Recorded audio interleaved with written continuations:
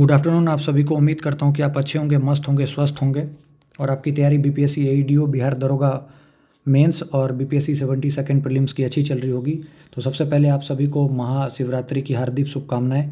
महाकाल आप पर आशीर्वाद बरसाए रखें और अगले साल इस पर्व पर आप अपने घर वालों के साथ सुखी पूर्वक जो है सो त्यौहार मना रहे हों और साथ में आपकी एक सरकारी नौकरी आपके पास हो। तो आइए अब इस वीडियो के तहत हम पॉलिटी को स्टार्ट करेंगे, ठीक है। और हम आने वाले टाइम में 3 दिन में पॉलिटी को जो है कवर करेंगे। तो आपका पहला सवाल होगा कि पॉलिटी को आप 3 दिन क्यों टाइम दिए, बाकी हिस्ट्री और ज्योग्राफी वगैरह को नहीं, बिहार स्पेशल को नहीं दिए। तो इसका रीज़न है कि हिस्ट्री में क्वेश्चन डेफिनिट है, ईयर डेफिनिट है, वो ईयर बदलेंगे नहीं। बिहार स्पेशल में जो नदी जहाँ से बहती है वो वहीं बहेगी, जबकि पॉलिटी में सरकारें बदलती है तो क्वेश्चंस बदलते हैं अलग अलग तरीका। जैसे अभी आपने करंट में ओम बिरला वाला देखा होगा, तो अलग अलग टाइप के अलग अलग जगह से क्वेश्चंस पूछे जाते हैं। तो इसके लिए हमें आपको तैयार रहना पड़ेगा। तो साथ ही और मैं बताना चाहूँगा कि अगर आपको इस जो भी हम लोग कर रहे हैं इसका पीडीएफ चाहिए तो 7779833076 पर आप मुझे मैसेज कर सकते हैं, ठीक है। और आपको उससे पीडीएफ मिल जाएगा 7779833076 पे। आइए लेक्चर को स्टार्ट करते हैं। तो जैसे हम लोगों ने मॉडर्न हिस्ट्री को पढ़ा था सीक्वेंस वाइज, वैसे पॉलिटी में सीक्वेंस जरूरी है। पॉलिटी में सबसे पहले हम लोग प्रीएम्बल को देखेंगे, फिर सिटीजनशिप को देखेंगे, फिर फंडामेंटल राइट, फिर डीपीएसपी, फंडामेंटल ड्यूटी, सब एक दूसरे से लिंक है। जैसे प्रीएम्बल में आपको पता है SSDR, ये ट्रिक है, SSDR ये सीक्वेंस से पूछता है। तो sovereign socialist secular democratic Republic, ठीक है। 42nd अमेंडमेंट 1976, ठीक है। तो ये सब पूछा जाता है। सिटीजनशिप 5 से 11 आपको पता है। फंडामेंटल राइट से पूछता है article 14 equal protection of law, equal protection पूछता है। फिर इक्वलिटी बिफोर लॉ, तो इक्वलिटी बिफोर लॉ आपको पता है यूके का है और इक्वल प्रोटेक्शन कहाँ का है, यूएसए का है। फिर डीपीएसपी 36 से 51 पूछा जाएगा, डीपीएसपी कहाँ से लिए हैं, तो आयरलैंड से लिए हैं। क्वेश्चन आते हैं। फंडामेंटल ड्यूटीज़, ठीक है, यूएसएसआर रसिया से लिए हैं। फिर प्रेसिडेंट पढ़ेंगे, फिर गवर्नर, फिर vice president, legislature, Rajya Sabha, Lok Sabha, speaker, motion, resolution, bill, financial bill जैसे हो गया, बजट हो गया, फिर मोशंस हो गए, फिर गवर्नमेंट के अकाउंट जिसमें आप लोग पढ़ते होंगे, एस्टीमेट कमेटी, ये कमेटी, वो कमेटी, ठीक है, ठीक है। उसके बाद गवर्नमेंट अकाउंट में आप कंसोलिडेटेड फंड ऑफ इंडिया, ये सब आपको पता होगा, कॉन्टीजेंसी फंड ऑफ इंडिया 266 267, फिर लेजिस्लेटिव काउंसिल, फिर supreme court, high court, supreme court का रीड्स वगैरह जो है, फिर पंचायती राज और बाद में इलेक्शन कमीशन देखते हुए हम लोग इसके बाद हम लोग लास्ट में centre state relationship article 263 Sarkaria commission, ये सब देखते हुए लेक्चर को ख़त्म करेंगे। तो आज हम लोग का पार्ट 1 है। आज हम लोग देखते हैं कहाँ तक पहुँच पाते हैं। तो हम लोग स्टार्ट करते हैं, ठीक है। आइए स्टार्ट करते हैं। सबसे पहले कॉन्स्टिट्यूशनलिज्म, ठीक है। ये जो वर्ड है कॉन्स्टिट्यूशनलिज्म, इसका मतलब होता है लिमिटेड गवर्नमेंट। इसका मतलब क्या है, देखिए, इसका मतलब ये है कि लिमिटेड गवर्नमेंट, मतलब क्या हुआ लिमिटेड गवर्नमेंट का, कि अगर गवर्नमेंट पे लिमिटेशन नहीं रहेगा या गवर्नमेंट लिमिटेड नहीं रहेगी तो वो अपना मनमानी कुछ भी कर सकती है। इसीलिए लिमिटेशन देना बहुत ज़रूरी है, ठीक है। ये कंसेप्ट किसने दिया था, तो लुइस हैंकिन ने। तो याद रखिएगा, कॉन्स्टिट्यूशनलिज्म मतलब क्या हो गया, लिमिटेड गवर्नमेंट, ठीक है। और किस बेसिस पर जो है सो इसको जो है सो आधार पे जो है इसको बनाया गया था, वो देखिए। सेपरेशन ऑफ पावर, मतलब पावर जो है सेपरेट होना चाहिए। सेंट्रल गवर्नमेंट, स्टेट गवर्नमेंट अलग अलग होना चाहिए, ठीक है। कॉन्स्टिट्यूशन के अनुसार गवर्नमेंट होनी चाहिए। सॉवरेनिटी पीपल और डेमोक्रेटिक गवर्नमेंट के बीच में होना चाहिए। कॉन्स्टिट्यूशनल रिव्यू होना चाहिए। अब कॉन्स्टिट्यूशनल रिव्यू, इसका मतलब क्या हो गया कि एक बार जो कॉन्स्टिट्यूशन बन गया, इसका मतलब जरूरी नहीं है कि हमेशा वो चले, उसके बीच में जो है कुछ ना कुछ चेंजेज वगैरह सब जरूरी है। सेपरेशन ऑफ पावर, देखिए, सेपरेशन ऑफ पावर जरूरी है। जरूरी नहीं है कि सेंट्रल के ही पास सारा पावर हो। तो सेपरेशन ऑफ पावर, स्टेट के पास स्टेट का पावर, सेंट्रल के पास सेंटर का पावर, फिर स्टेट में भी डिसेंट्रलाइजेशन आगे होगा। ब्लॉक लेवल तक हम लोग पहुंचे हैं अभी तक, जिसको कि आप पंचायती राज जानते होंगे। तो सब जगह पावर जो है डिसेंट्रलाइजेशन हो रहा है। तो इसके लिए जरूरी था। ये कंसेप्ट किसने दिया था सेपरेशन ऑफ पावर का, तो आपको पता है लॉकी ने, ठीक है। 3 टाइप के, एग्जीक्यूटिव, लेजिस्लेटिव और जुडिशरी, ठीक है। जुडिशरी इंडिपेंडेंट होना चाहिए। ये नहीं कि मोदी जी के चाचा का लड़का है तो उसको अगर वो मर्डर भी कर दे तो उसको सज़ा नहीं। सज़ा सबके लिए एक, न्याय सबके लिए एक, ठीक है। लिमिटेड गवर्नमेंट जो है बोल रहा है कि लिमिटेड गवर्नमेंट जो होता है, लिमिटेड गवर्नमेंट अगर होगा तो वो जो है इंडिविजुअल राइट वगैरह सब जो है सो मिलेगा। मतलब हर एक इंडिविजुअल को जो है राइट वगैरह मिलेगा, ठीक है। ये सब चीज़ की बात कर रहा है। अब साइलेंट फ्यूचर क्या है इस कॉन्स्टिट्यूशन का, तो अपना जो कॉन्स्टिट्यूशन है वो सिंगल कॉन्स्टिट्यूशन है, लेंथीएस्ट कॉन्स्टिट्यूशन है, ठीक है। अलग अलग सोर्स से आया है, आपको पता है। जैसे मैंने अभी बताया, फंडामेंटल राइट कहाँ से लिया गया, तो यूएसए से। डीपीएसपी कहाँ से लिया गया, तो आयरलैंड से। फंडामेंटल ड्यूटीज कहाँ से लिया गया, तो रसिया से, ठीक है। ज्वाइंट सिटिंग पूछेगा कहाँ से लिया गया, तो ऑस्ट्रेलिया से। कंकरेंट लिस्ट कहाँ से लिया गया, तो ऑस्ट्रेलिया से। तो अलग अलग जगह से लिया गया इसीलिए। और हमारा किस टाइप का, तो पार्लियामेंट्री फॉर्म ऑफ गवर्नमेंट है, आपको पता है, ठीक है। इंडिपेंडेंट जुडिशरी है, फंडामेंटल राइट है, एडल्ट फ्रेंचाइजी है, मतलब सभी को वोट देने का अधिकार है, ठीक है। अब प्रियम्बल पे आते, प्रियम्बल कहाँ से लिया गया? अमेरिका से। अब प्रियम्बल में क्या आपको याद रखना है? एक तो याद रखना है SSDR जो मैंने बताया, इसका सीक्वेंस क्या है? तो sovereign, socialist, secular, democratic, Republic, ठीक है। अब अलग अलग जो उस टाइम में राइटर थे उन लोगों ने अलग अलग तरीके से बोला। AK अय्यर ने प्रियम्बल को बोला कि मतलब प्रियम्बल जो है कॉन्स्टिट्यूशन मतलब जो एक्सप्रेस करते, जो कि हम लोग उतने दिन से सोचते आ रहे थे, उसको वो करता है। AK अय्यर के अनुसार कॉन्स्टिट्यूशन वो है जो हमारा बहुत दिन से सपना और सोच था। KM मुंशी बोलते हैं कि ये जो है हॉरोस्कोप है, मतलब कुंडली है हमारे डेमोक्रेटिक, ठीक है, ठीक है। और पखीवाला ने बोला कि ये आइडेंटिटी कार्ड है अपने कॉन्स्टिट्यूशन का प्रियम्बल। तो याद रखना है तीनों का। मुंशी ने क्या बोला? हॉरोस्कोप, कुंडली। पखीवाला ने क्या बोला? आइडेंटिटी कार्ड, ठीक है, इंपॉर्टेंट है। अब इसमें आपको पता है कि आर्टिकल 14 के तहत इक्वलिटी बिफोर लॉ की बात करता है। आर्टिकल 15 क्या बोलता है कि स्टेट जो है वो सिटीजन, कास्ट, रिलीजन, इन सब के बेसिस पर जो है सो डिस्क्रिमिनेशन किसी भी तरीके से हम लोग के साथ बर्ताव अलग नहीं कर सकता, सबका मान बराबर है, इस टाइप से, ठीक है। आर्टिकल 19 क्या बोलता है? Freedom of speech and expression, ये आपको पता होगा, ठीक है, इंपॉर्टेंट है आर्टिकल 19। 25 से 28 जो सेक्युलरिज्म को डिनोट करता है, हम लोग आगे उसको अभी देखेंगे। अब उस दौरान क्या था कि बहुत सारी कमीशन आई जो कि स्टेट और यूटी के टाइम में हुआ कि उन्होंने अपना अपना रिकमेंडेशन दिया। तो पहली जो आई थी वो थी धार कमीशन। ये किस बेसिस पे थी? तो लैंग्वेज के बेसिस पे। इन्होंने बोला कि स्टेट वगैरह जो है राज्य को भाषा के आधार पर जो है रीऑर्गेनाइज किया जाए, ठीक है, इन्होंने ये बोला। इसके जस्ट बाद आई JBP कमेटी, जिसका कि नाम था जवाहरलाल नेहरू, वल्लभ भाई पटेल और पताबी सीतारमैया कमेटी, ठीक है। इन्होंने बोला कि स्टेट के बेसिस पर पहले बोला कि नहीं होना चाहिए, और बाद में ये खुद मान गए कि चलो ठीक है, स्टेट के ही बेसिस पर जो है सो ऑर्गेनाइज कर दो स्टेट को, मतलब भाषा के आधार पर स्टेट की संरचना होनी चाहिए। उसके बाद कौन आते हैं? फजल अली। इन्होंने जो है सो बोल दिया कि एक्सेप्ट किया कि रीऑर्गेनाइज किया स्टेट को और सभी लोगों को इकट्ठा किया। इनके साथ और भी मेंबर थे, पन्नीकर और कुंजरू। इन्होंने जो है फाइनली बोला कि हाँ स्टेट के अनुसार होना चाहिए। और इसी के जस्ट बाद जो है सो एक आया कि स्टेट रीऑर्गेनाइजेशन एक्ट, ठीक है।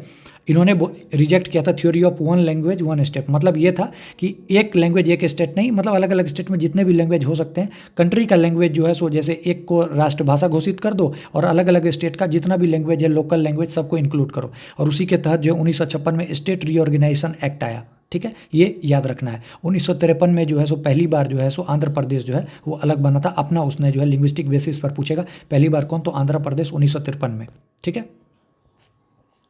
उसके बाद इंडियन सिटीजनशिप एक्ट आता है 1955 में। क्वेश्चन पूछा जाता है कि कब आता है? तो 1955 में। अब आपको एक चीज़ बता रहा हूँ, ध्यान से सुनिएगा। 5 तरीके हैं जिसके तहत आप इंडिया के सिटीजन बन सकते हैं, और 3 तरीके हैं जिससे आप इंडिया का सिटीजन आपसे लिया जा सकता है। तो पहली चीज़ क्या है कि आप कैसे करके जो है सो बन सकते हैं। तो पहला चीज़ है कि सिटीजनशिप बाय बर्थ, अगर आप इंडिया में पैदा हुए हैं तो आपको जो है सिटीजनशिप मिल जाएगा। दूसरा, इनहेरिटेंस, अगर आपके पिताजी जब आप पैदा हुए कहीं बाहर लेकिन आपके पिताजी जो है उस टाइम में सिटीजन ऑफ इंडिया है तो भी आपको मिल जाएगा। तीसरा, सर्टिफिकेशन बाय रजिस्ट्रेशन, मतलब अगर आपने शादी कर लिया इंडियन सिटीजनशिप से, ठीक है, सिटीजन से कर लिया और आप इंडिया में रह रहे हैं 7 साल से, तो भी आपको रजिस्ट्रेशन से मिल जाएगा। एक है नेचुरलाइजेशन, मतलब आपका इंडिया के साथ कोई कनेक्शन नहीं है लेकिन आप इंडिया में रहना चाहते हैं और 14 साल रह चुके हैं, तो भी आपको जो है सो सिटीजनशिप मिल जाएगा। तो और 5वां है इंक्लूजन ऑफ एनी टेरिटरी, अगर आप जिस जगह पर रह रहे हैं कल को वो भारत के अंदर में आ गया तो भी आपको जो है सो इंडिया का सिटीजन मान लिया जाएगा। तो ये पाँचों में क्या क्या है? इंक्लूजन ऑफ टेरिटरी, नेचुरलाइजेशन 14 साल, रजिस्ट्रेशन 7 साल, इनहेरिटेंस और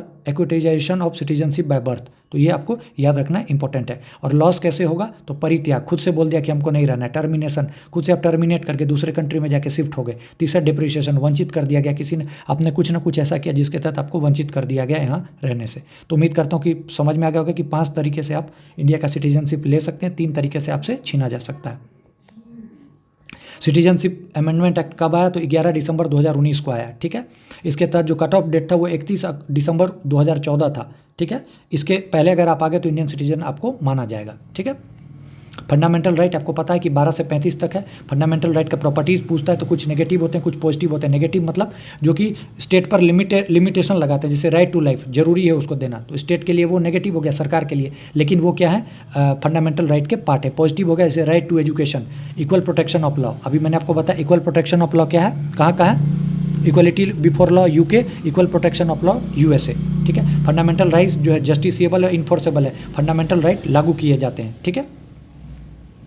ठीक है। स्टेट क्या है, स्टेट के बारे में जो है सबसे पहले जो है डिस्कस किया गया था ट्रीटी ऑफ वेस्टफैलिया में। तो अगर थोड़ा सा पेपर मुश्किल बना तो आपसे ये पूछा जा सकता है, स्टेट कंसेप्ट पहली बार कहाँ आया था, तो ट्रीटी ऑफ वेस्टफैलिया। बोला गया कि स्टेट तभी मानेंगे जब वहाँ पे सॉवरेनिटी है, सब लोग मिलजुल के रहते हैं, फिक्स टेरिटरी है, पॉपुलेशन है वहाँ पे, और वहाँ पे लॉ जो है तो तभी हम मानेंगे कि स्टेट है वो। स्टेट का अगर आपसे दूसरे तरीके से पूछा जाए तो वहाँ पे सेंट्रल गवर्नमेंट, पार्लियामेंट होना चाहिए, स्टेट गवर्नमेंट होना चाहिए, लेजिस्लेटिव असेंबली होना चाहिए, म्यूनसिपालिटी होना चाहिए, पंचायत होना चाहिए। तो फिर बात उठी तो क्या प्राइवेट एनजीओ, स्कूल, इन सबको स्टेट में नहीं माना जाए। तो फिर एक केस हुआ था सुप्रीम कोर्ट में, जिसके तहत सुखदेव सिंह और भगत राम जो है सुप्रीम कोर्ट में गए, और सुप्रीम कोर्ट का फिर बाद में वर्डिक्ट आया कि हम उसको स्टेट में इंक्लूड करेंगे अगर वो गवर्नमेंट से मिला जुला है और वो वेलफेयर और पीएसयू में काम करता है। वेलफेयर मतलब लोगों की भलाई के लिए, और पीएसयू मतलब पब्लिक सर्विस यूनिट में जो है काम करता है, जैसे एनजीओ हो गया, यूनिवर्सिटी, हॉस्पिटल हुआ, तो अब हम इसको स्टेट में मान सकते हैं। बस बाकायदा शर्त क्या है कि वो वेलफेयर और पब्लिक सर्विस यूनिट में वो काम करता है।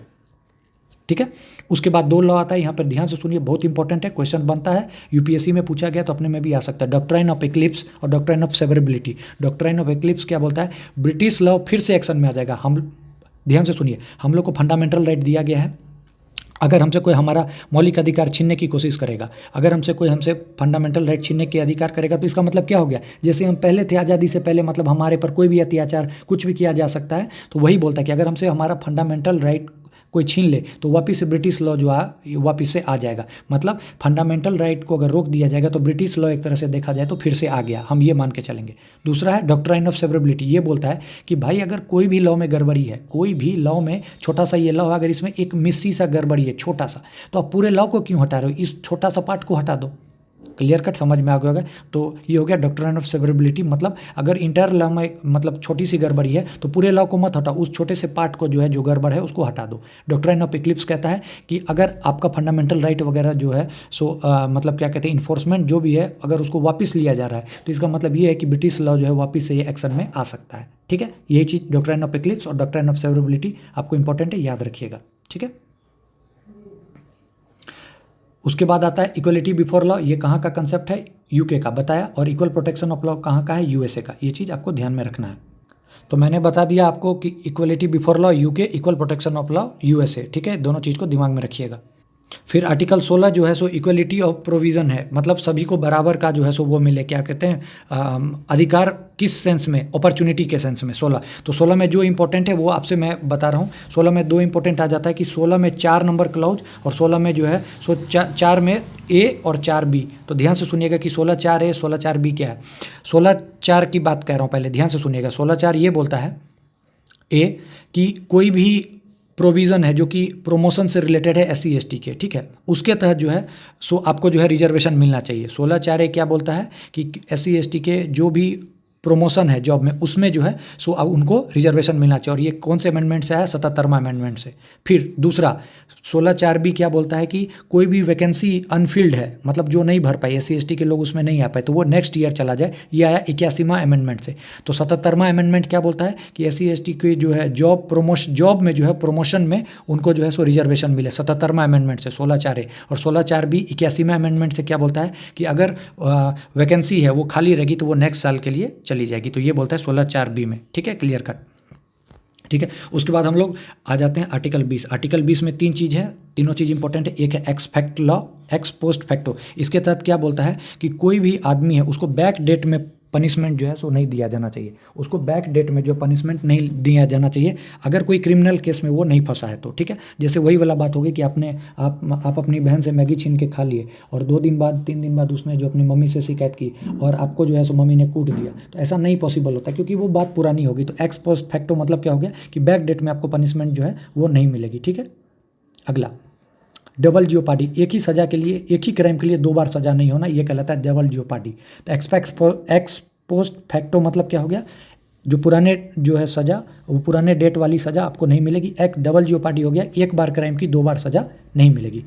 तीसरा सेल्फ इनक्रिमिनेशन, मतलब तुमको तुम्हारे खिलाफ गवाही देने के लिए मजबूर नहीं किया जा सकता। तो वही ABC हो गया 20 का। ठीक है, तो याद रखिएगा पहला क्या हो गया एक्स पोस्ट फैक्टो, जिसके तहत जो है सो बैक डेट में पनिशमेंट नहीं मिलेगा। डबल जियोपार्डी, एक क्राइम की 2 बार सज़ा नहीं होगी।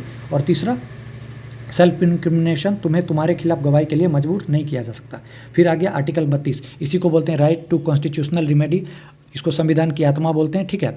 इसके तहत सुप्रीम कोर्ट में जो है सो रिट्स जो है सो लागू किया जाता है। मतलब अगर आपके साथ आपके फंडामेंटल राइट्स को चैलेंज किया गया, ठीक है, मतलब आपके मौलिक अधिकार को अगर चैलेंज किया गया तो आप सुप्रीम कोर्ट जा सकते हैं। आप सुप्रीम कोर्ट जाइएगा तो वहाँ पे 5 टाइप से जो है आप रिट्स जो है सो वो कर सकते हैं। पहला हैबियस कॉर्पस। हैबियस कॉर्पस मतलब यू हैव द बॉडी, मतलब अगर आपको इलीगल डिटेंट किया गया है या फिर आपको गलत तरीके से जो है सो अरेस्ट किया गया तो उस दौरान आप हैबियस कॉर्पस के तहत जा सकते हैं, ठीक है। दूसरा मैंडामस, वी कमांड, ठीक है, परमादेश जो होता है सुप्रीम कोर्ट हाई कोर्ट का, ठीक है। ये किसको डायरेक्ट करते हैं? पब्लिक ऑफिशियल, गवर्नमेंट सर्विस वगैरह में। जैसे मानिए आपका भाई सिविल सर्विस में और वो काम पे नहीं जा रहा है तो वो जो गवर्नमेंट के द्वारा या सुप्रीम कोर्ट के द्वारा आएगा वो कहलाएगा मैंडामस कि जाओ काम करो, वी कमांड, ठीक है। तीसरा सेरिटेरी। सेरिटेरी क्या होता है कि पोस्टमार्टम, वापिस से कोई जो ऑर्डर दिया गया जुडिशियल का उसका वापिस से री एग्जामिनेशन, तो वर्ड पूछेगा सेरिटोरी, पोस्टमार्टम, ठीक है, याद रखिएगा। फिर प्रोहिबिशन, मतलब पहले ही रोक दिया, पहले ही रोक दिया, मतलब सुप्रीम कोर्ट से हाई कोर्ट से डीसी उसको जाने नहीं दिया, पहले ही रोक दिया उसको, ठीक है। पाँचवा हो गया क्यू वारंटो। क्यू वारंटो मतलब क्या हो गया? किस अथॉरिटी से है? मानिए आपको कोई भी डाउट है कि ये जो मेरा सीनियर है मतलब बिना किसी एग्जाम दिए हो सकता है पैरवी पे आ गया, तो आप जाके जो है सो वो कर सकते हैं, फाइल कर सकते हैं आरटीआई, तो उससे आपको पता चल जाएगा कि ये क्या है। एक बार ये हुआ था कि यूपीएससी का चेयरमैन जो थे वो उनके पास वो डिग्री नहीं थी लेकिन उनको बना दिया गया था यूपीपीसीएस का, तो बाद में जो है सो इलाहाबाद कोर्ट ने जो है उनको बिना योग्यता के हटा दिया था, ठीक है।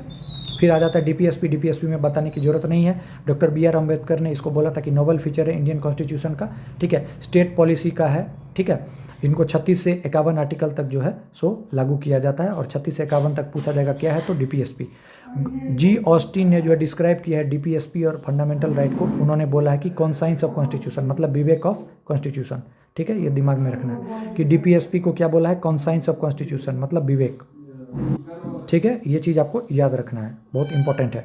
उसका फंडामेंटल ड्यूटीज आ जाता है। फंडामेंटल ड्यूटीज हम लोगों ने कहाँ से लिया है? तो रसिया से लिया है। आर्टिकल 51 है, गांधी जी ने बोला है कि right and duties come together, मतलब कि फंडामेंटल राइट और फंडामेंटल ड्यूटीज को साथ आना चाहिए। सबसे इंपॉर्टेंट क्वेश्चन जो यहाँ से पूछा जाता है वो पूछा जाता है कि रिकमेंडेशन किसका था फंडामेंटल ड्यूटीज का? तो स्वर्ण सिंह कमेटी का।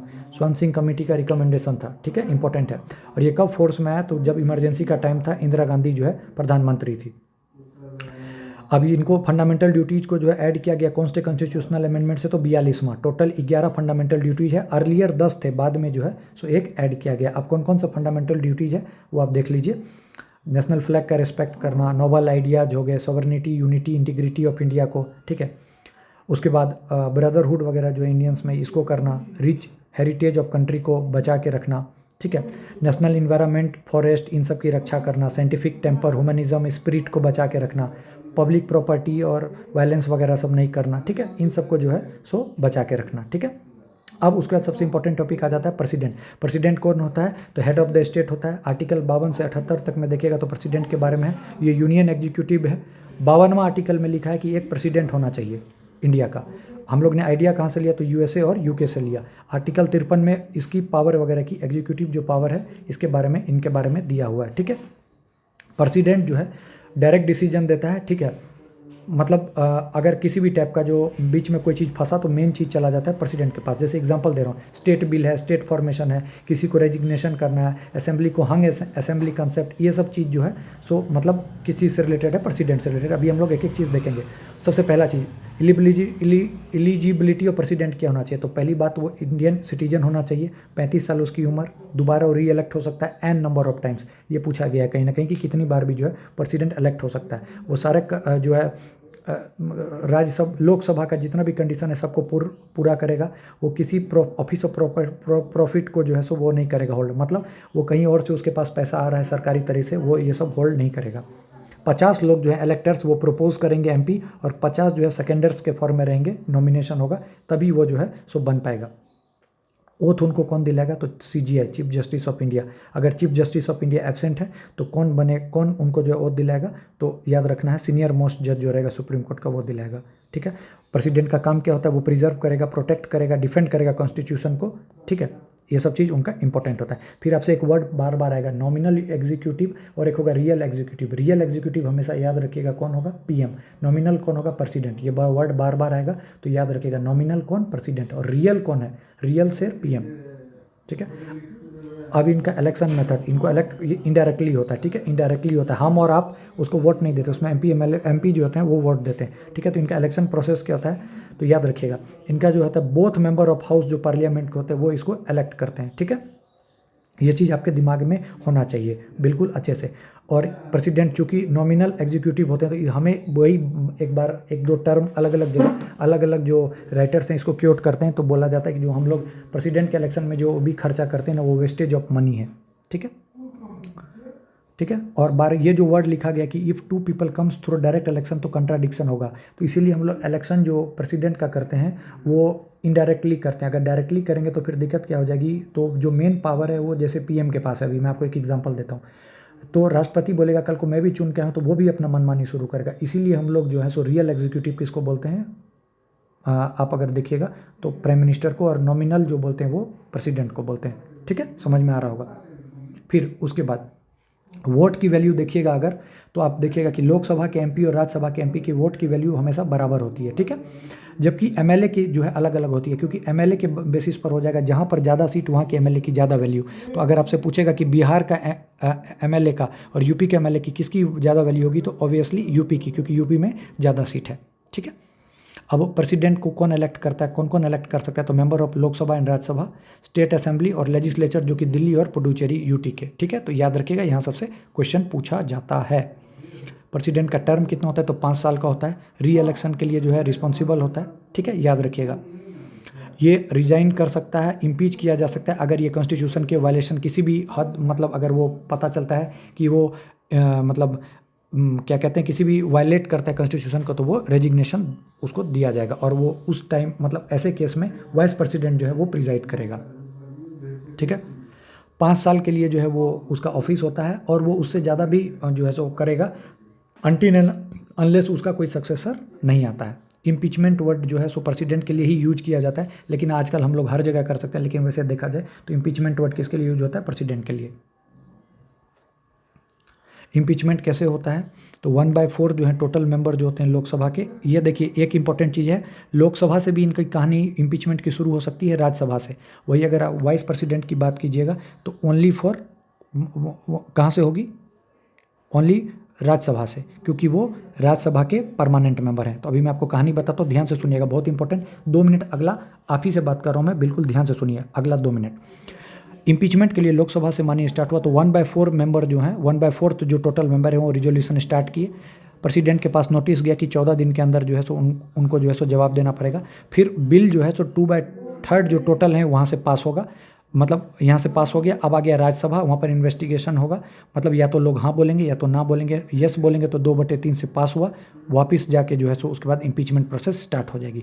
तो इम्पीचमेंट में अंतर क्या है, तो मैंने आपको फिर से बोला कि प्रेसिडेंट के केस में कहीं से भी शुरू हो सकता है, लोकसभा से भी, राज्यसभा से भी जो है इम्पीचमेंट प्रोसेस जो है रिजोल्यूशन स्टार्ट हो सकता है। जबकि वाइस प्रेसिडेंट के केस में ओनली फ्रॉम राज्यसभा। ये इंपॉर्टेंट है, स्टार मार्क कर लीजिएगा, कंसेप्चुअल क्वेश्चन में आपको फंसाया जा सकता है। प्रेसिडेंट के लिए लोकसभा या राज्यसभा कहीं भी जो है सो आपको जो है स्टार्ट किया जा सकता है प्रोसेस, जबकि वाइस प्रेसिडेंट के लिए इम्पीचमेंट के लिए only from Rajya Sabha he start होगा, राज्यसभा से लोकसभा में जाया जाएगा, ठीक है। वायलेशन करेगा ये कौन से आर्टिकल के तहत, आर्टिकल 61 के तहत जो वायलेशन, और इनको हटाया जाएगा, ठीक है। वही चीज़ यहाँ बोला कि 1/4 टोटल मेंबर जो है एग्री करेंगे, रिजोल्यूशन पास होगा 14 दिन पहले, इनको 14 दिन तक कम से कम उनको नोटिस दिया जाएगा 14 दिन पहले, ठीक है। फिर 2/3 टोटल मेंबर जो है उस हाउस के वो करेंगे, क्या कहते हैं, अप्रूव करेंगे। फिर दूसरे हाउस जाएगा, वहाँ पर जो है सो इन्वेस्टिगेट होगा, वहाँ से पास होगा, उसके बाद जाके उनको हटाया जाएगा। इसमें याद रखिएगा कि कोई भी MLA का रोल नहीं होता है इम्पीचमेंट में। इनका पावर क्या होता है, तो executive power, legislative power, judicial power. India में ओवरलैपिंग टाइप का है, मतलब एग्जीक्यूटिव का कुछ फंक्शन लेजिस्लेचर देख लेता है, लेजिस्लेचर का कुछ फंक्शन जुडिशरी देख लेता है। यहाँ पे मैं आपको एक चीज़ बताऊंगा, तो आपको याद रखना ट्रिक क्या है, LE। क्वेश्चन क्या है, LE मतलब लेजिस्लेचर जो है वो एग्जीक्यूटिव को देखेगा। तो क्वेश्चन आपसे ये पूछेगा, which of the following statement is true और which of the following statement is false। Executive is responsible for legislature, बिल्कुल सही। लेजिस्लेचर बड़ा है, एग्जीक्यूटिव छोटा, इतना याद रखिए। लेजिस्लेचर विल कंट्रोल एग्जीक्यूटिव, ऐसे याद रखिए, ठीक। जबकि USA में ऐसा कुछ नहीं है, एग्जीक्यूटिव में USA में ऐसा कुछ नहीं है, एग्जीक्यूटिव का अलग काम, लेजिस्लेचर का अलग काम, जुडिशरी का अलग काम, कोई किसी एक दूसरे के बीच में पैर हाथ नहीं मारता है, ठीक है। President has nearly immunity while in office, they are not, अगर प्रेसिडेंट है चाहे गवर्नर है, ये लोग जो अगर अपने ऑफिस में हैं तो इनको किसी का जवाब देने की ज़रूरत नहीं है। इनको ये जो भी कर रहे हैं ये अपना जो है सो पूरे तरीके से एक्सरसाइज कर सकते हैं अपना ड्यूटीज़ का और अपने पावर्स का, ठीक है। इनको किसी को जो है जवाब देने की ज़रूरत नहीं है। जितना भी इंडिया का एग्जीक्यूटिव एक्शन होता है सब इन्हीं के नाम पर किया जाता है, प्रेसिडेंट के, इसी ये आर्टिकल 77 में मेंशन है, ठीक है, याद रखिएगा। ये रूल वगैरह बनाते हैं कि कैसे बिजनेस चलेगा, ये है आर्टिकल 77, ठीक है, कैसे रूल चलेगा, कैसे यूनियन गवर्नमेंट चलेगा, ठीक है। ये एक फाइनेंस कमीशन वगैरह बनाते हैं, ठीक है। सबसे इंपॉर्टेंट चीज़ जो है यहाँ पे ये रखिएगा, प्रेसिडेंट ही डिसाइड करता है कोई एरिया जो है वो शेड्यूल एरिया घोषित करना है। आपसे स्टेटमेंट वाले क्वेश्चन में फंसा देगा, which of the following is the function of president, वहाँ बोलेगा कि president can declare any area as schedule area, तो बिल्कुल हाँ, वहाँ पर ऑप्शन में पार्लियामेंट भी रहेगा तो याद रखिएगा प्रेसिडेंट ही होगा, president will declare any area as schedule area, ठीक है। उसके बाद ये कमीशन बनाता है SC ST OBC के लिए, उनको देख रेख के लिए, याद रखिएगा ये भी इंपॉर्टेंट है। उसके बाद क्या करता है, तो ये अपॉइंट करता है PM को, अदर मिनिस्टर्स को, काउंसिल ऑफ मिनिस्टर को, अटर्नी जनरल को। अटर्नी जनरल को क्या बोला जाता है, फर्स्ट लॉ ऑफिसर, आपको बहुत अच्छे से पता होगा। फिर इलेक्शन कमिश्नर को करता है appoint, member of finance commission, ठीक है। तो ये सब चीज़ आपको, कैग वगैरह को, ये सब चीज़ आपको पता होगा। कैग कौन से आर्टिकल के अंतर्गत आता है, 148, और उसके बाद अटर्नी जनरल तो 76, ये सब चीज़ आपके दिमाग में होना चाहिए। फिर लेजिस्लेटिव पावर, ये क्या करता है, मतलब स्टार्ट करता है, लोगों को मतलब बुलाता है। अब देखिए कोई भी सेशन है, मतलब कोई भी लोकसभा है, राज्यसभा है, उसमें कोई भी मतलब लोकसभा में कहीं ना कहीं जो है सो आपको स्टार्ट करना कहीं ना कहीं से तो आपको बुलाना पड़ेगा, तो ये दोनों सभा के लोगों को जो है सो बुलाया जाता है, तो इसी प्रोसेस को कहते हैं समन। फिर सत्र जो चलता है उसको में भी ये रहता है, और डिजॉल्व में भी के भी टाइम में यही रहता है। तो इम्पोर्टेंट है कौन, प्रेसिडेंट का जो है सो समन वगैरह पूछेगा कि कौन बुलाता है, तो प्रेसिडेंट बुलाता है। देखिए एक होता है स्पीकर, स्पीकर जो है सो पूरा चलाता है, और बुलाने का काम किसका, प्रेसिडेंट का। कोई भी जो मीटिंग स्टार्ट होती है हमेशा 6 महीने बाद ही अगर कोई स्टार्ट हुआ सत्र, जैसे विंटर सत्र, गर्मी सत्र, जो भी होता है पार्लियामेंट में, तो उसमें सबसे पहला काम किसका होता है, प्रेसिडेंट का। वो समन करने का, बुलाने का काम किसका होता है, प्रेसिडेंट का, और उसको प्रिजाइड वगैरह सब जो है सो बाद में करता है कौन, स्पीकर, ठीक है। फिर ये क्या करता है, 12 पर्सनैलिटी जो है राज्यसभा में, इसको जो है सो नॉमिनेट करता है, और लोकसभा में 2 को करता था, अब हटा दिया गया 104 कॉन्स्टिट्यूशनल अमेंडमेंट एक्ट के तहत। अब यहीं पे मैं आपको जो है सो कुछ रिवीजन कराता हूँ। जैसे एग्जांपल देता हूँ, 91 क्या है, तो 91 कॉन्स्टिट्यूशनल अमेंडमेंट क्या है, तो काउंसिल ऑफ मिनिस्टर को जो है सो 15% तक कम कर देना, ये 91 है। 61 क्या है, 61 कॉन्स्टिट्यूशनल अमेंडमेंट एक्ट के तहत आप क्या करते हैं, वोटिंग एज को जो है सो 21 से 18 कर दिया। 97 क्या है, कोऑपरेटिव सोसाइटी से रिलेटेड है। 92 क्या है, तो लैंग्वेज बोडो, डोगरी, मैथिली, संथाली को जो ऐड किया गया वो। 73 क्या है, 73 में क्या है आपको, पंचायती राज। 74 में क्या है, म्यूनसिपालिटी, ठीक है। फिर 7वां क्या है, 7वां अगर पूछेगा तो 7वां से आपको याद आ जाना चाहिए कि कोई भी जो है गवर्नर जो है वो एक से एक ज़्यादा स्टेट का हो सकता है, ठीक है। ऐसे करके आपको 360 डिग्री घूमना पड़ेगा। फिर ये किसी भी पार्लियामेंट का जो भी MP है उस पर जो है उसको हटाने का जो है क्वेश्चन जो आता है उस पर वह निर्धारित करेगा इलेक्शन कमीशन से बातचीत करके, क्योंकि अगर वो MP है कहीं ऑफिस ऑफ प्रॉफिट में तो नहीं पकड़ा गया, रेप वगैरह, करप्शन में, या दिवालिया हो गया, या पागल हो गया, इन सब के लिए जो चक्कर होता है, इसके लिए जो है वो डिसाइड करता है इलेक्शन कमीशन के साथ मिलके, और तब डिसाइड मोहर मारता है कि इस MP को रहना चाहिए या हट जाना चाहिए, ठीक है। फिर उसके बाद ऑर्डिनेंस बनाता है। ऑर्डिनेंस मतलब क्या हो गया कि टेम्पररी लॉ बनाएगा। मानिए कोई देश के हित के लिए कोई ज़रूरी वो होना चाहिए लॉ। मानिए दोनों, जैसे आप अभी आपका सिलेक्शन हो जाएगा तो आप 2 महीने के लिए घूमने के लिए चला जाएगा, वैसे ही कोई एक बार जो है लोकसभा का सत्र हो गया, मानिए समर वाला ख़त्म हो गया, अब सभी लोग छुट्टी में गए, उसी दौरान कुछ देश पर कुछ ऐसी आपदा आप बैठी कि हम लोग को कोई एक्ट या कोई बिल बनाना है, तो इसी दौरान जो टेम्पररी लॉ बनता है उसी को ऑर्डिनेंस बोलते हैं, ठीक है। तो ऑर्डिनेंस में क्या करता है ये, तो देखिए मानिए 2 हाउस है, दोनों हाउस में से कोई नहीं है, ये फिर किसी को बुलाएगा, तो मानिए ये हाउस जो है B नंबर हाउस, ये कहीं ना कहीं चला गया और A नंबर हाउस है, तो इसी को अकेले में बुलाया, इसी से बातचीत किया और वो ऑर्डिनेंस को पास करेगा, ठीक है। पास हो गया। अब जब वापस से दोबारा सत्र चालू होगा तो मैक्सिमम सत्र चालू होने के 6 हफ्ते के अंदर में वो पास हो जाना चाहिए दोनों से, अदरवाइज वो जो बिल या जो लॉ हुआ वो खारिज कर दिया जाएगा, ठीक है। समझे बात, कि अगर वो नेशनल इंपॉर्टेंस का है तभी ये सब चीज़ होगा, अदरवाइज नहीं होगा। मेरे कहने का मतलब फिर से ध्यान से सुनिए, प्रेसिडेंट है, या तो दोनों हाउस में से A B में से कोई नहीं है, दोनों छुट्टी में गए हुए हैं, या फिर कोई ना कोई एक है, मानिए A है, तो इससे बात करेगा, कोई ना कोई एक ऑर्डिनेंस को पास कर दिया गया। अब क्या हो गया कि वापिस से जब सत्र स्टार्ट होगा, नया सत्र स्टार्ट होगा, उसमें A और B दोनों होंगे, तो अगर वो देश के हित के लिए होगा और ज़रूरी होगा तो उसको दोनों A और B पास करेंगे। तो मैक्सिमम 6 हफ्ते के अंदर जब भी सेशन स्टार्ट होगा नया, उसके अंतर्गत उसको पास हो जाना चाहिए। अगर वो नहीं पास हो पाया तो वो ऑटोमेटिक रिजेक्ट हो जाएगा। ठीक है, समझ में आ गया? वही लिखा हूँ, आफ्टर सेशन स्टार्ट मैक्सिमम 6 हफ्ते के अंदर पास हो जाना चाहिए, अदरवाइज खारिज। 2 सेशन के बीच में मैक्सिमम गैप कितना होना चाहिए? 6 महीने का। ये क्या करेगा? मनी बिल वगैरह के लिए रिकमेंड करेगा, डिमांड वगैरह के लिए करेगा, बजट वगैरह के लिए करेगा, फाइनेंस कमीशन हर एक 5 साल पे गठन के लिए करेगा। ठीक है, कंटीजेंसी फंड से जो है पैसा निकालने के लिए जो है परमिशन वगैरह देगा। ठीक है, अब ये पार्डनिंग पावर इसका आपको पता है कि पार्डन या तो पूरा माफ़ कर देगा या फिर सज़ा को जो है थोड़ा सा कम कर देगा उसके फॉर्म को। तो माफ़ कर देगा तो क्या कहलाएगा? माफ़ कर देगा तो क्या कहलाएगा बताइए? माफ़ कर देगा तो ये कहलाएगा पूरे तरीके से पार्डन। और कम्यूटेशन क्या हो जाता है? कम्यूटेशन हो गया जब भी एक फॉर्म ऑफ पनिशमेंट को थोड़ा लाइटर वन में कर देगा तो वो क्या कहलाएगा? कम्यूटेशन। ठीक है, रिमिशन क्या हो गया? रिमिशन क्या होगा कि कैरेक्टर बिना चेंज किए हुए थोड़ा सा मतलब टाइम पीरियड को हल्का सा कम कर देगा। जैसे उसको 50 लाख रुपए लगा और 5 साल की सज़ा है तो थोड़ा सा कर देगा, मतलब 50 लाख को हल्का सा कम कर देगा। ठीक है, लेकिन सज़ा बरकरार रहेगी। रिप्राइव में कुछ दिन के लिए पाउज कर देगा। और ये सब कुछ जो भी है यूनियन लॉ के पे ही एप्लीकेबल होगा। रिप्राइव में डेथ वगैरह को नहीं रोकेगा, बट जो है तो थोड़ा सा उसको कुछ दिन के लिए पाउज कर देगा। ठीक है, तो उम्मीद करता हूँ कि आपको ये सब चीज़ समझ में आया होगा। इसमें जो मेन होता है वो पार्डन होता है कि फांसी की सज़ा को माफ़, लेकिन गवर्नर के केस में ऐसा कुछ नहीं होता है। अब इनके पास एक वीटो पावर होता है, वो आपको पता होगा आर्टिकल 111 के तहत। अब ध्यान से सुनिए, यहाँ पे क्या है, एक बिल जो है जो कि पार्लियामेंट से पास हो गया वो एक्ट तभी बनेगा जब प्रेसिडेंट उसको क्या करेगा? मोहर लगाएगा। मतलब कोई भी बिल है वो एक्ट तब बनेगा जब प्रेसिडेंट का उस पर मोहर लगेगा। तो कोई भी अगर बिल आया प्रेसिडेंट के पास तो उनके पास जो होता है 3 अल्टरनेटिव होता है, या तो वो हाँ बोल देंगे, या तो उसको रोक के रख लेंगे, या फिर उसको रिटर्न कर देंगे। और तब रिटर्न नहीं कर सकते या तो फिर वो मनी बिल है या फिर कॉन्स्टिट्यूशनल अमेंडमेंट बिल है। इन दोनों में वो रिटर्न नहीं कहेंगे, उनके पास एक ही जवाब होगा, हाँ हाँ हाँ। ठीक है, समझ में आ गया? तो प्रेसिडेंट का फिर से बताएं कि या तो वो रोक देंगे, या तो वो हाँ कह देंगे, या फिर उसको होल्ड कर लेंगे। ठीक है, और वापस कब नहीं भेज सकते? या तो मनी बिल होगा या फिर कॉन्स्टिट्यूशनल अमेंडमेंट बिल होगा। ये चीज़ आपके दिमाग में चला जाना चाहिए। गवर्नर के पास एक एक्स्ट्रा होता है कि रिजर्व करके वो रख सकता है। चौथा चीज़ होता है गवर्नर के पास एक्स्ट्रा। ये 3 चीज़ तो गवर्नर के पास होता ही है, बट एक एक्स्ट्रा होता है कि वो रिजर्व करके रख सकता है प्रेसिडेंट के रिकमेंडेशन के लिए। अभी आपको पता है रिसेंट में तमिलनाडु वाला केस हुआ था, बहुत दिन तक उनको दबा के रख दिया गया था। कोई एक बिल था, तो तमिलनाडु के जो गवर्नर थे, तो बाद में सुप्रीम कोर्ट ने बोला कि रिकन्सिडरेशन आप मैक्सिमम 3 महीना तक कर सकते हैं, उससे ज़्यादा आपके पास टाइम आपको नहीं दिया जाएगा। ठीक है, फिर एब्सोल्यूट वीटो। मतलब एब्सोल्यूट वीटो मतलब क्या हो गया कि आपने रोक लिया। क्वालिफाइड वीटो मतलब हो गया कि लोकसभा से बिल आया, सिंपल मेजोरिटी से आपने पास कराया, प्रेसिडेंट ने फिर उसको राज्यसभा में भेज दिया, फिर वहाँ से स्पेशल मेजोरिटी से पास आया। तो ये क्वालिफाइड वीटो कहाँ पे होता है? यूएसए में। एब्सोल्यूट वीटो मतलब हो गया उसको रोक दिया। सस्पेंशन वीटो हो गया मतलब ऑर्डिनरी मेजोरिटी मिली थी उसको, लेकिन उसके बाद भी उसको ओवरराइड कर दिया गया।